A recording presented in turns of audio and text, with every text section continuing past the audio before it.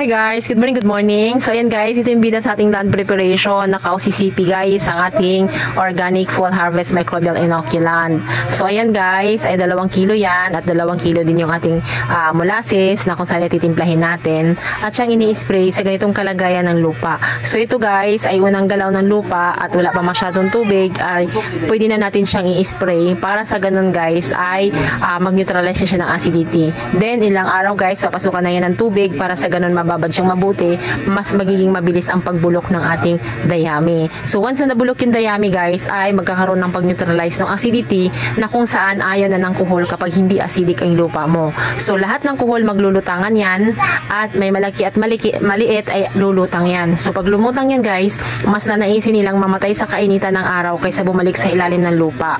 So pag tag-ulan guys, since acid rain, mabubuhay sila, so kailangan natin silang patayin o isang beses mo na lang silang patayin kasi pinalutang mo na sila lahat.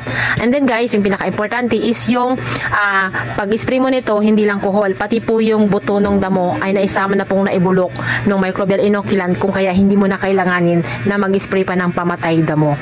At bukod dun guys, naging maganda yung texture ng lupa mo, makakasustain ito ng maganda ang iyong tanim hanggang sa mag-harvest. Kung napansin mo guys yung mga video natin, napakaganda ng dahan mga palay natin, napakasigla dahil ang lupa ay ating ginawa ng paraan na magkaroon po siya ng magandang texture ng lupa at ma-neutralize yung acidity niya. So lahat ng mga kailangan ng halaman ay naipoprovide ng lupa, kung kaya nababawasan ng paggamit natin ng mga synthetic fertilizer. So may transition period tayo guys along the way hanggang sa mabibitawan na natin ang synthetic fertilizer dahil sa ating organic fall harvest microbial inoculant at ating root and leaf fertilizer. That's it for now guys. Follow for more!